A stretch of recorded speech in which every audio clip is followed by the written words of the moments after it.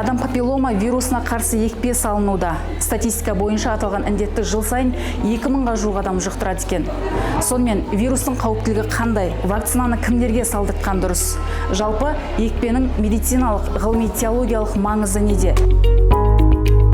Адам папиллома вирусы тері мен дене бөліктерінің шырышты қабықтарын зақымдайтын вирустың түрі. Ол жасушалардың қатерлі ісігінің деградациясы мен жатыр мойны обыры сияқты қатерлі ісіктің дамуына әсер етеді. Осы ретте аталған індетті алдын алу үшін ғалымдар 2000-ға жуық қыз балалар арасында екпе салып тексеру жүргізді. Сонда вакцина алмаған әрбір 5-ші қыздан жатыр мойны обырының белгісі анықталған.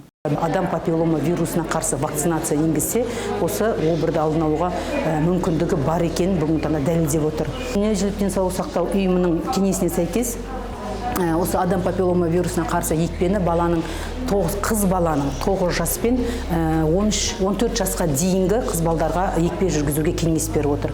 Біздің Қазақстан Республикасында осы 2024 жылдың 162 қаулыға сәйкес ұлттық алдын ала егу кестесіне өзгерістер енгізілді. Яғни осы адам папиллома вирусына қарсы екпені жоспарлы түрде 11 жастағы қыз балдарымызға екпе жүргізуге биыл енгізіліп отыр.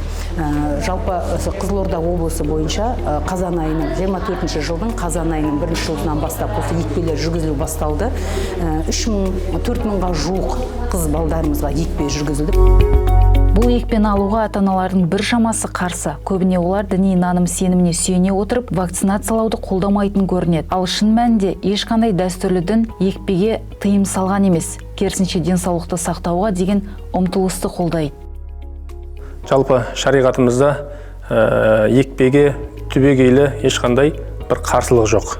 Алайда енді осы екпеге қатысты шариғаттың шарттары бар. Екпенің құрамында шариғатқа қарсы келетін нәрсе болмауы қажет. Осы екпе саларда білікті мамандардың, яғни тағайындалуымен, яғни осы екпенің денсаулыққа зияндығы жоқтығы нақтылану керек. Қауіпті індеттен қорғануға мемлекет тарапынан жасалып жатқан жұмыстар мен белгіленген дәрігерлердің ескертпелерін мүлтіксіз орындауға мүдделі болғанымыз абзал.